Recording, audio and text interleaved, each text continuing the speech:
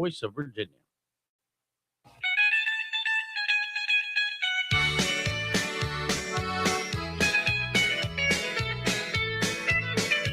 All right, 8:33 this morning on News Radio WRVA. Time to talk to the former governor, Senator George Allen joins us here on News Radio WRVA. Good morning, sir.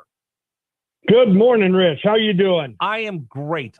You just heard Gary Hess talk about Virginia. I think Glenn Youngkin and a lot of other folks have used this term. We're open for business. According to CNBC, we are the third top state for business in 2026, ranked above Texas, Florida.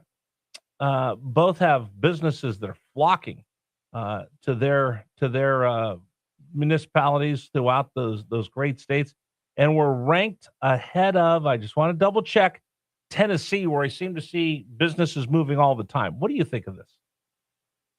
All right, I know they'll use this in promoting Virginia. And if you're Rich, you come from the world of sports, and so do I. And I also, in my inaugural address as governor, I said I wanted the world to know that Virginia is open for business. And we succeeded in a lot of different things that we wanted to do, and enterprise zones and prompt permitting and a variety of things, education and all the rest. And we ended up with still the record 312,000 net new jobs created during our 4 years. Now, the CNBC polling or rankings are one of those rankings. It's like in sports, there's a coaches poll, there's the writers USA poll, Today. Yeah, the sports writers poll, AP, USA Today, and so forth. So this is just one of many. I think that the most probative poll or ranking comes from Chief Executive that came out in late April, early May. And Chief Executive is they survey about 700 chief executives, the ones who make the site location decisions for their companies, where they're going to invest millions and billions of dollars. And year after year, the top three states consistently are number one, Texas, number two, Florida, number three, Tennessee, North Carolina's fourth, fifth is Georgia, South Carolina, Ohio has gone up, and Ohio's gone up in this one. Ohio's number one, according to CNBC. Arizona's eighth, Indiana's ninth, Virginia's 10th, then Utah, Nevada, South Dakota. So Virginia is probably a top 10 state. I think it probably is. But the reality is as far as business is concerned in Virginia, the one sector that is really doing great are gun sales. That's way up. That's a record number of gun sales. And this CNBC, they rank Virginia high in infrastructure. And part of that is really we have the widest and deepest port on the eastern seaboard, which can bring in the largest container ships, and the fact that there's you can have ships coming in as well as leaving Virginia. So we have really the best port on the eastern seaboard, and we're the furthest state north on the eastern seaboard with a right to work law. Now, you've heard me say, Rich, on your show dozens of times that people are not trees. People and businesses can and do move, unlike trees, and where they're moving to. And that to me is a big indicator, is where are people moving to. Virginia's population really has been pretty level or stagnant for the last 14, 15 years. And the states North Carolina is booming in population, as is Tennessee, as is South Carolina, Georgia, Florida, Texas. Right. And out west, people are leaving California and they're going to Arizona, Nevada, and Idaho and Utah. And so this ranking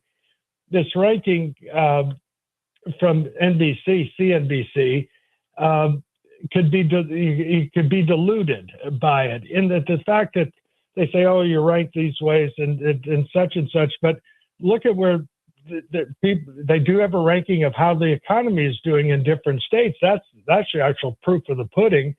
And then the others, cost of doing business. And Virginia does not do well. Our economy, I shouldn't say it's not doing well, but our economy is ranked 23rd. Our cost of doing business, which is a big factor, big factor for site location decisions. We're 26th. We do have a good workforce in Virginia. We have a great workforce training program, and that's number 10 in their rankings. But here's where they skew things. They have this quality of life factor, and this is what makes the whole poll or survey or ranking suspicious. There's one they call quality of life, which gets about 12% of this vote. Now, quality of life, when you look at the rankings of quality of life, they have New Jersey as the third best quality of life in the country. People are leaving New Jersey and New York and Illinois and California. They're the biggest out-migration states. But who do they have at the bottom? Texas and Tennessee. Well, the quality of life is so awful in Texas and Tennessee that millions of people are flockers, maybe hundreds of thousands of people are moving to those states.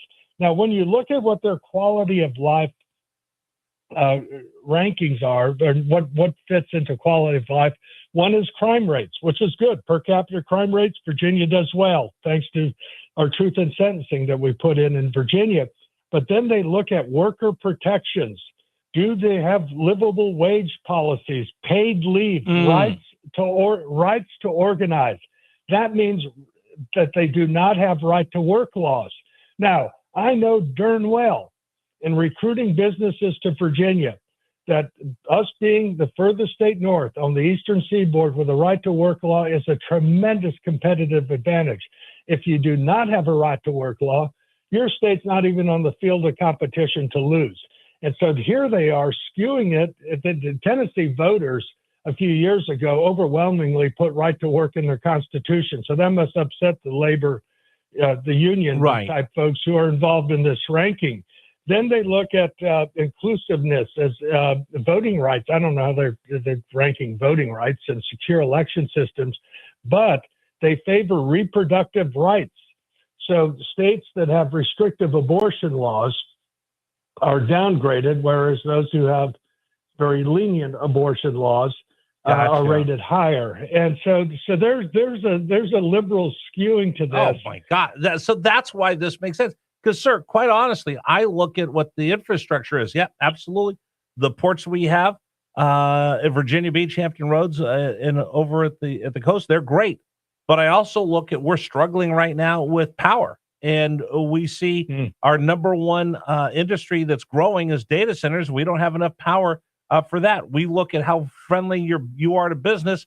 Louise Lucas finding another piggy bank to break open for $1.2 billion over the next 2 years on the backs of the data centers. That doesn't look very friendly to me. We see Boeing moving out of Northern Virginia back to Missouri. I see companies moving in. I look at In-N-Out Burger. I look at Lindsay Snyder, who could have picked anywhere. And it's not, she didn't move her corporate headquarters. She just voted with their feet. I'm leaving California. Where am I going? She went to Tennessee. Why didn't she come to Virginia? Well, Tennessee's got a much lower cost of doing business. It's a more freedom-loving state than Virginia. And people in Southwest Virginia, the border, Upper East Tennessee, they see the difference right across the state line. And you bring up electricity costs. That is a major cost of doing business. And I'm not sure if these rankings, of course, Virginia's cost of doing business was 26, which is not really great compared to our competitors, states, which are to our south.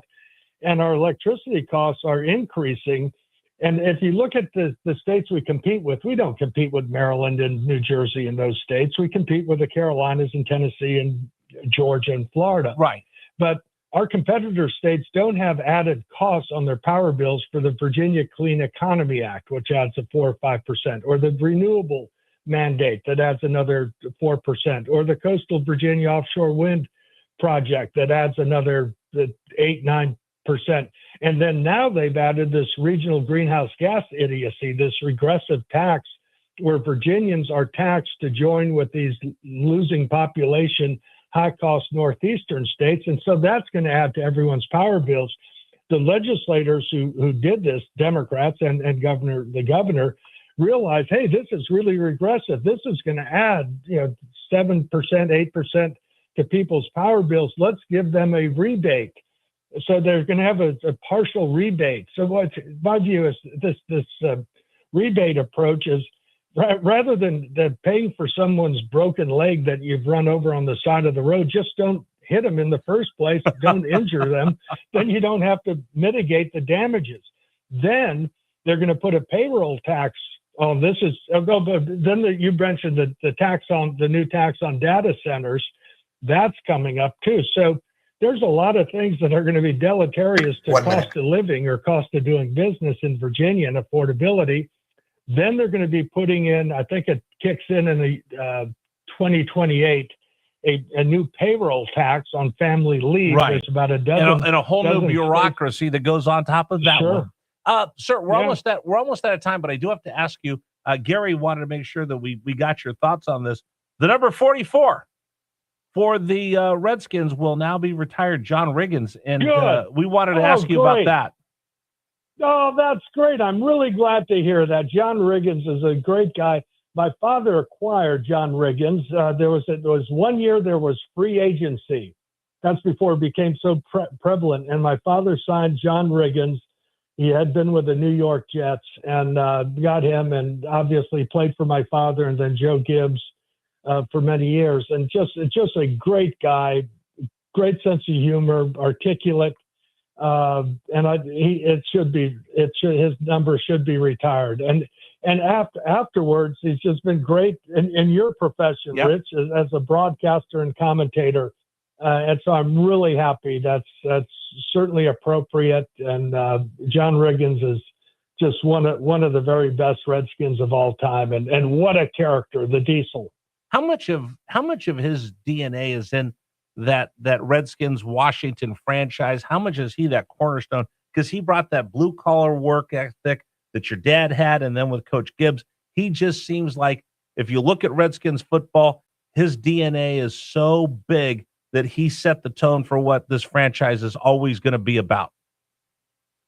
I think there's a lot of characters. I think of the Redskins, of course. I think of the Over the Hill Gang and Billy Kilmer, Sonny Jurgensen's part of it. People like Charlie Taylor, Larry Brown was just tough as a pine knot as far as a running back.